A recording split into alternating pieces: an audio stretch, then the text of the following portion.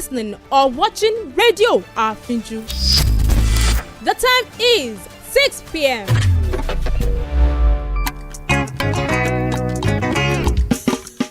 Ẹ bá mi pè o. Àfínjú. Kí lorúkọ rẹ̀? Àfínjú. Rédíò.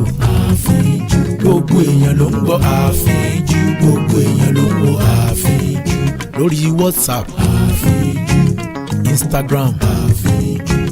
Facebook. Àfínjú. Lórí X. Àfínjú. Lórí YouTube. Àfínjú. Lórí TikTok. Àfínjú. Kí lorúkọ rẹ̀? Àfínjú. Ẹ bá mi pè o. Àfínjú. Rédíò. Àfínjú. Gbogbo èèyàn ló ń gbọ́ Àfínjú. Gbogbo èèyàn ló ń gbọ́ Àfínjú. Gbogbo èèyàn ló ń gbọ́ Àfínjú. Gbogbo èèyàn ló ń gbọ́ Àfínjú. Rédíò Àfínjú. Rédíò Àfínjú. Rédíò Àfínjú.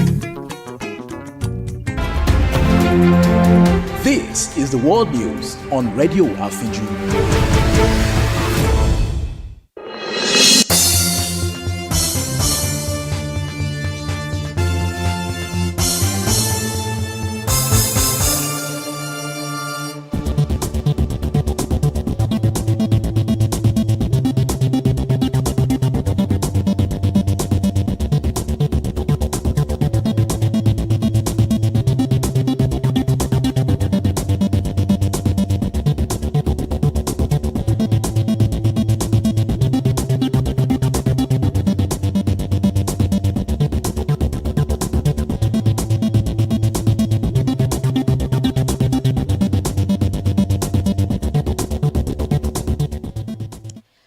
First, a look at the highlights. FCT resident doctors begin indefinite strike. Court fixes a new date to hear suit seeking to stop David Mark-led ADC leadership. UN Human Rights Council to hold urgent debate on Israeli airstrike on Qatar.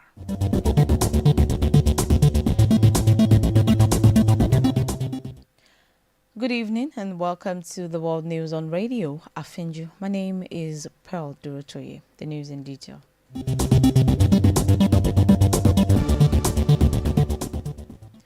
Citing government's failure to meet their long-standing demands, the Federal Capital Territory resident doctors have commenced an indefinite strike effective today. The Association of Resident Doctors announced the decision in a statement issued by its General Secretary, Agbo Afyong.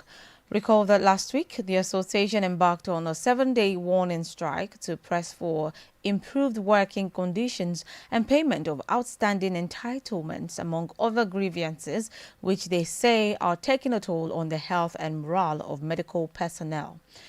The ARD-FCTA chairman, George Ebong, speaking with journalists last week, also had warned that an indefinite strike was inevitable if meaningful dialogue was not initiated.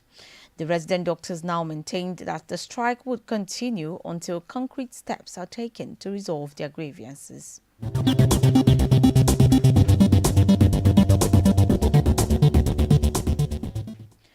Concerns have been raised over recent reports of planned amendments to the Petroleum Industry Act and proposals to divest significant equity in a key joint ventures within Nigeria's oil and gas sector. Former Vice President Atiku Abubakar, in the statement released on his X handle, cautioning the federal government against what he called hasty amendments, said that while he has consistently supported liberalization and the restructuring of underperforming state-owned enterprises, such efforts must be guided by transparency, national interest, and long-term strategic value. He expressed worry over reported plans to reduce the Federation's stakes in joint ventures, warning that the terms appear to unreasonably favor select insiders and foreign entities. The former vice president stressed that any privatization exercise must be conducted transparently through competitive bidding and subjected to severe public scrutiny.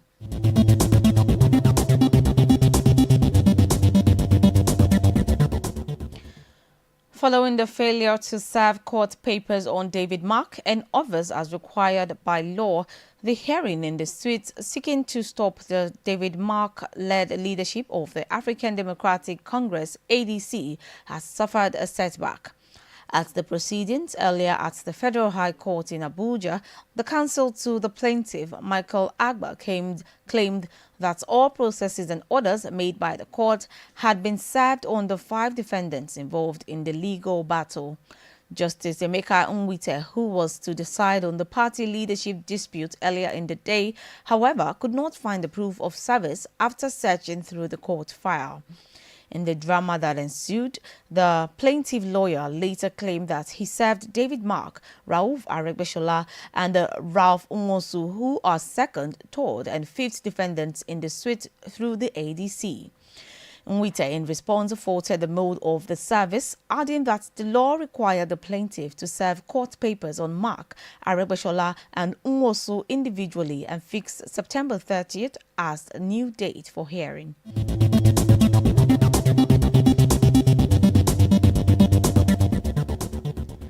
A suit filed by a Port Harcourt-based legal practitioner, Williams Stanley, against the President Bola Tinubu, the Attorney General of the Federation, the sole administrator, the Rivers State Independent Electoral Commission, RISIEC, and its chairman has been thrown out. A Rivers State High Court sitting in Port Harcourt threw out the suit, which is challenging the just concluded local government elections in the state. Stanley, in the suit, challenged the legality of the appointments of the state's sole administrator by Tinubu and the administrator's nominations of the chairman and members of RISIEC to conduct the August 30th local government council election. The presiding judge, Stephen Jumbo, in his ruling on the issue of locus standi of the claimant and jurisdiction of the court, held that the court lacked jurisdiction to entertain the suit. He pointed out that based on the Constitution, only the Supreme Court has the exclusive jurisdiction to hear such suits during emergency rule.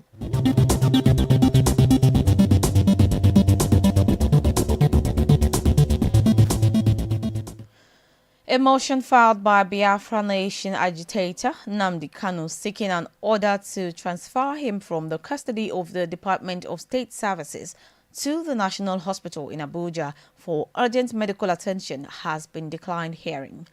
At the proceedings today, Adegboyega Awomolo, senior advocate of Nigeria, appeared for the federal government, while Uchenna Njoku, a senior advocate of Nigeria, stood for the leader of the proscribed indigenous people of Biafra, IPOB. Justice Musa Liman of the Federal High Court, Abuja, declined the hearing on the ground that his authorization to sit as a vacation judge ends today, adding that he lacked jurisdiction to open such a new matter for hearing. Justice Liman instead ordered that the case file be returned to the registry for the chief judge to reassign it to another judge. The motion by Kanu was filed on September 1st, while a counter affidavit of 37 paragraphs opposing the transfer request was served on him by government in the open court.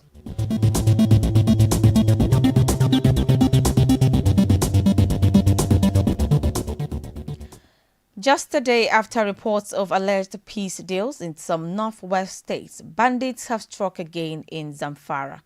According to locals, about 40 worshippers were kidnapped while observing early morning prayers in Gidan Turbe village, Safe local government area, earlier today.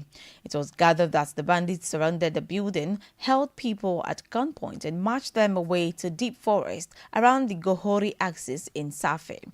Residents say the attack has left the community devastated, especially at a time when peace talks were supposed to bring relief. Local leaders in Katsina and nearby states had recently announced truces with some armed groups to reduce violence, but this incident shows that the agreements are far from holding across the region.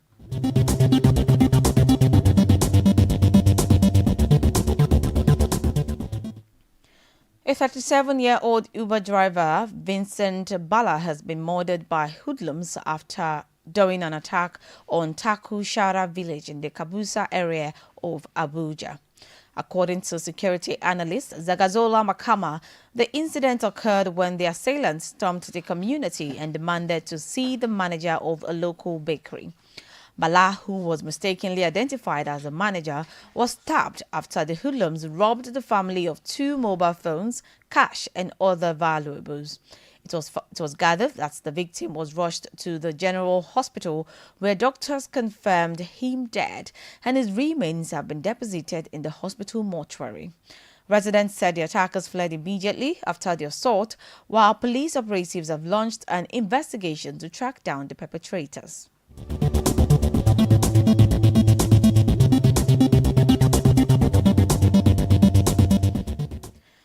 And now on the foreign scene, reversing a decision made 2 days earlier which approved his nomination, Tanzania's Electoral Commission has disqualified opposition presidential candidate Luhaga Mpina for the second time.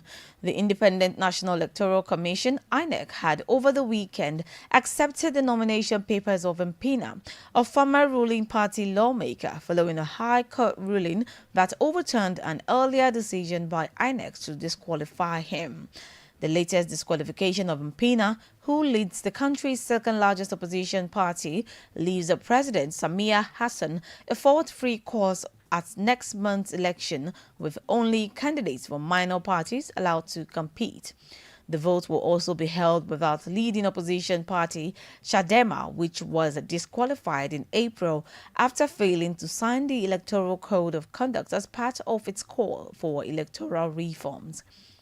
Recall that the Chadema presidential candidate, Tundu Lissu, has been in jail for over 5 months after being charged with treason in April, with rights groups like Amnesty International saying Lissu's detention and the unexplained abductions of government critics in recent months point to a government crackdown ahead of the elections.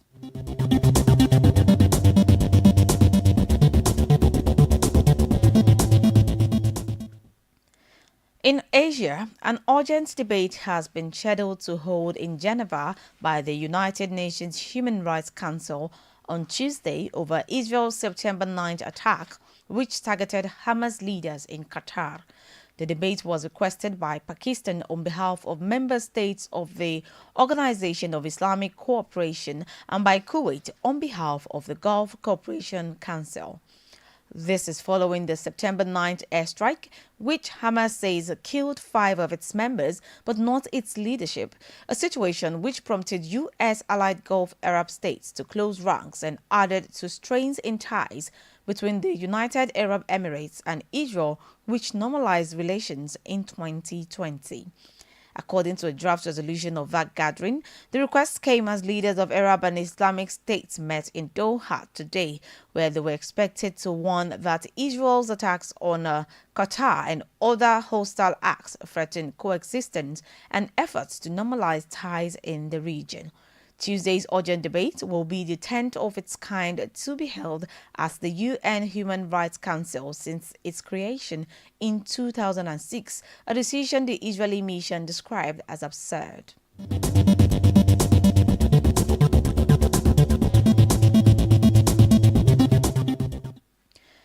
In the United Kingdom, as the UK hopes to finalize steel tariffs, trade deal that have been praised more than deserved, the United States and Britain are set to announce agreements on technology and civil nuclear energy. It was gathered that the announcement would be made during U.S. President Donald Trump's second state visit on Wednesday. Trump and his wife Melania will be treated to a display of British royal pageantry during their visit, including a carriage tour, a state banquet, a flypast by military aircraft, and a gun salute. The British government hopes the soft power of the royals will appeal to Trump as it seeks tighter defense, security, and energy ties with Washington, having already secured a favorable tariff deal. It was also gathered that Prime Minister Keir Starmer will host Trump at his Chequers country residence on Thursday to discuss working more closely together on issues like Ukraine and with the aim of finalizing promised lower tariffs for steel and aluminum.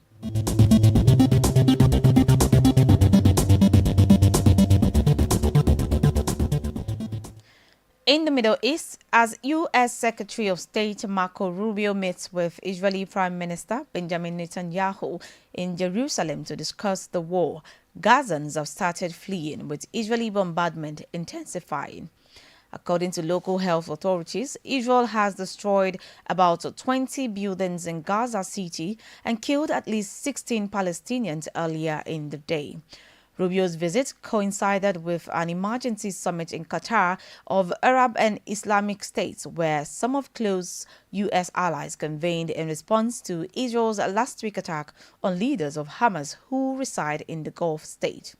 While diplomacy unfolded in Jerusalem and Doha, the Palestinian death toll kept mounting, with 2 airstrikes on sites in Gaza City, one on 2 family homes and another on a tent housing a displaced family.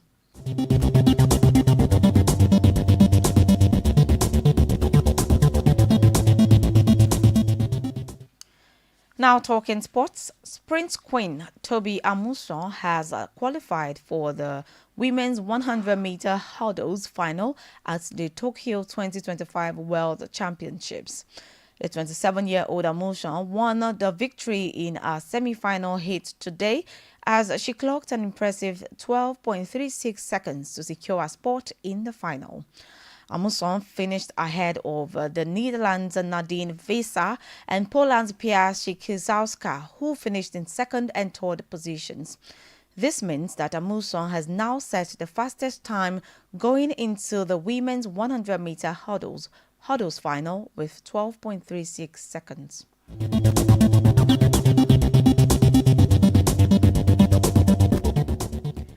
Still talking sports, with the January transfer window approaching, Brentford has reportedly started talks to sign Borussia Dortmund left-back Almugera Kabar in a deal worth €20 million. According to a German publication, the Premier League club have expressed concrete interest in the 19-year-old and are already in contact with the player's representatives. The Under-17 World Cup winner is struggling for game time in Germany, and the Bees are pushing for a permanent January transfer for a player they believe is physically ideal for the Premier League. Kabar, who is a product of Dortmund's esteemed youth academy, having joined the club at the age of 13, is seen by Brentford as possessing the ideal attributes for the Premier League, and Brentford will look to press ahead with negotiations to finalize a deal.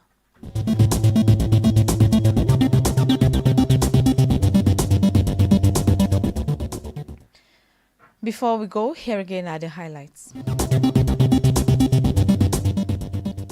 Citing government's failure to meet their long-standing demands, the Federal Capital Territory resident doctors have commenced an indefinite strike effective today.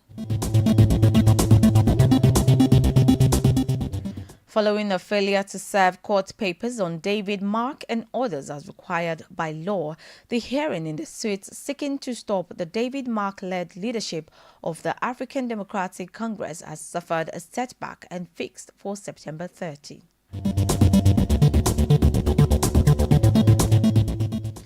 And on the foreign scene, the United Nations Human Rights Council has scheduled an urgent debate to be held in Geneva on Tuesday over Israel's September 9th attack, which targeted Hamas leaders in Qatar.